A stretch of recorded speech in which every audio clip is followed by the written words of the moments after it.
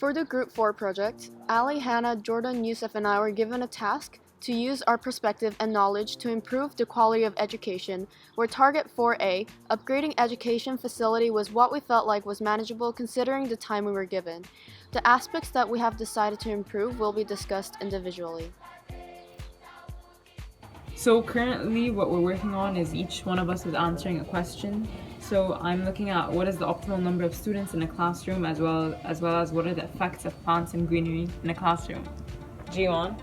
I am looking at the colors of the walls and how that affects the students' productivity. I'll be looking at the perfect materials, positions, and designs of the rooftop, the walls, and the windows.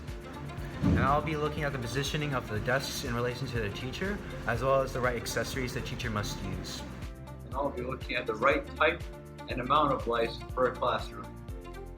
We found out that personal moving space within a classroom is vital for good education, since it makes students feel less congested and provides a comfortable environment. For a class of 12 students, there should be about 80 to 90 square meters of flooring. Thus, we have followed this number and made our area 40.5 by 40.5 centimeters. Our model has a scale of 1 to 235. We decided to make the setup of the desks into a semicircle as it evokes more engagement through asking questions.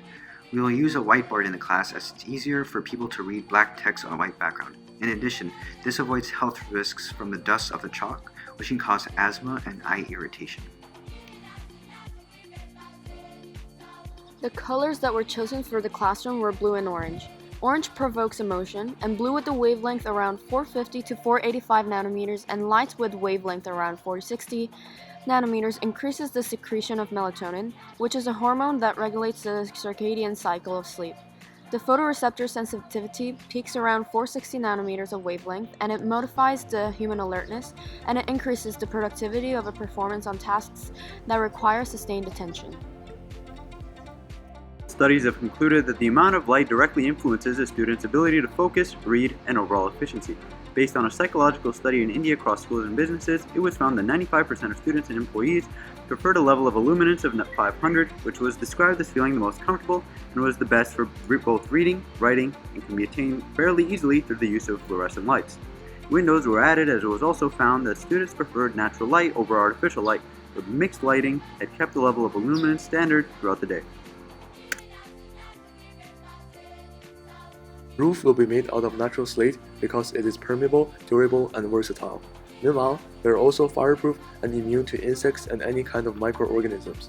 When good quality slate is used, not only the cost of re-roofing can be effectively discounted, but the repair and maintenance expenses during its lifetime are also extremely low.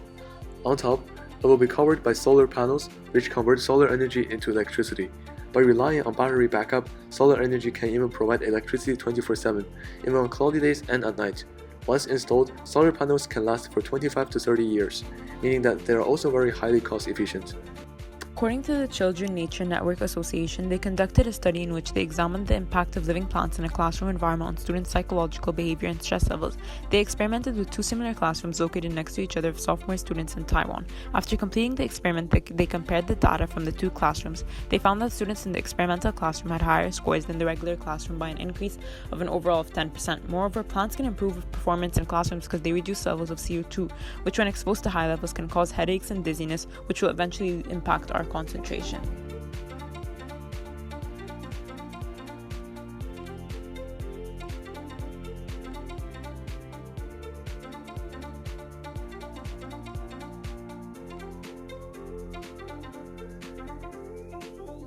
On three, 1, 2, 3, mouse!